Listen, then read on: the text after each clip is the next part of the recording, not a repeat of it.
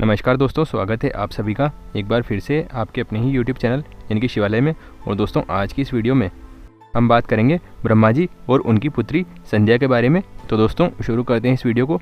लेकिन दोस्तों, उससे पहले अगर आपने इस चैनल को सब्सक्राइब नहीं किया है तो दोस्तों जल्दी से इस चैनल को सब्सक्राइब कर लें और पास ही में लगे बेल आइकन को भी ज़रूर से दबा दें, ताकि दोस्तों आप सभी को हमारे द्वारा अपलोड किए गए सारे वीडियोज़ की नोटिफिकेशन सबसे पहले मिल पाए।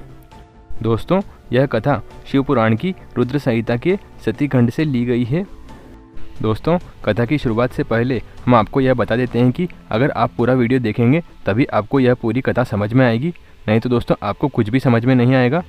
इसीलिए पूरी कथा देखने के बाद ही कमेंट करें और वीडियो को लाइक करें।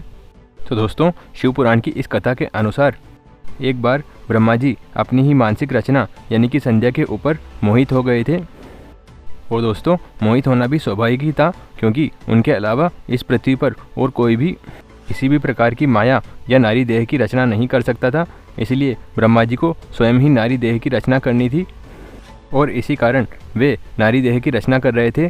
तभी दोस्तों उन्हें अपनी ही रचना इतनी प्रिय लगने लगी कि वे उस पर मोहित हो गए। लेकिन दोस्तों तभी भगवान शिव ने आकर मर्यादा की रक्षा की और भगवान ब्रह्मा की बहुत निंदा की। दोस्तों, भगवान ब्रह्मा तो शिव जी की माया से मोहित थे और उन्हें कुछ भी समझ में नहीं आ रहा था। तभी दोस्तों संध्या को भी भगवान ब्रह्मा का यह आचरण सहन नहीं हुआ और अपने पिता को मोहित करने वाले अत्यंत सुंदर शरीर से उसे घृणा हुई और उसने योगाग्नि में अपने शरीर को जलाने का प्रयास किया। परंतु भगवान शिव उसकी मनोस्थिति को समझ गए थे और इसीलिए उन्होंने देवी संध्या को तप द्वारा आत्मशुद्धि का विचार जागृत करने को कहा। दोस्तों, साध्वी संध्या चंद्रभागा नदी के उद्गम स्थल चंद्रभाग पर्वत पर जाकर कठिन तपस्या करने लगी। अभी भगवान ब्रह्मा ने वशिष्ठ को आदेश दिया कि वह जाकर तप में लीन संध्या का वरण करे। दोस्तों, वास्तव में संध्या के मन की पीड़ा एक और थी। उसने अपने रचयिता ब्रह्मा की नारी देह की रचना में एक त्रुटि को लेकर दुख था। दोस्तों, संध्या शुभ थी कि उसके जन्म लेने के बाद स्वयं उसके मन में भी काम सुख भोगने की इच्छा व्याकुल करने लगी थी और संध्या नहीं चाहती थी कि युवावस्था को प्राप्त करने से पूर्व किसी भी कन्या में काम सुख की लालसा पैदा हो। वशिष्ठ ब्रह्मचारी का वेश धरकर संध्या के पास गए थे। उन्होंने संध्या का परिचय और तप का उद्देश्य पूछा था। तभी दोस्तों संध्या ने कहा कि वह ब्रह्मा की पुत्री है और अपने मन में उत्पन्न कलुषित विचारों से दुखी होकर वह मानसिक शांति के लिए यहाँ तप कर रही है। तभी दोस्तों वशिष्ठ बोलते हैं कि हम सभी ब्रह्मा की ही संतान हैं, क्योंकि भगवान ने उन्हें सृष्टि की रचना करने को भेजा है। परमात्मा के आदेश पर सृष्टि की रचना का कार्य हो रहा है। ब्रह्मा जी ने हमारी रचना अपनी कल्पना के आधार पर ही की है। उन्हें भी नहीं पता था कि वह जो बनाने वाले हैं उसका परिणाम क्या होगा। हर रचना में विकास का क्रम होता है। और दोस्तों साथ ही में महर्षि वशिष्ठ ने कहा कि तप उत्तम साधन है, इससे आपके प्रश्नों का उत्तर और मार्ग दोनों ही मिल जाएंगे।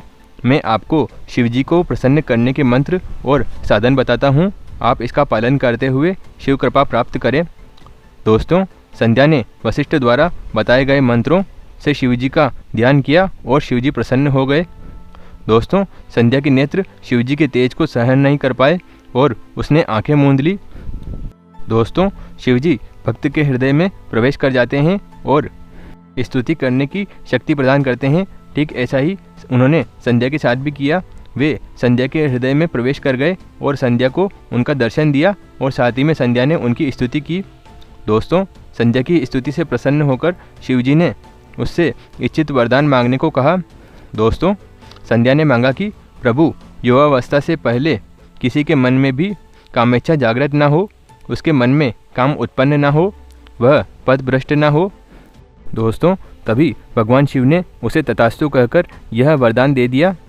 और दोस्तों इसके पश्चात जैसा कि संध्या चाहती थी कि वह अपने शरीर को त्याग दे, इसलिए उसने भगवान शिव से इसके लिए एक उपाय पूछा।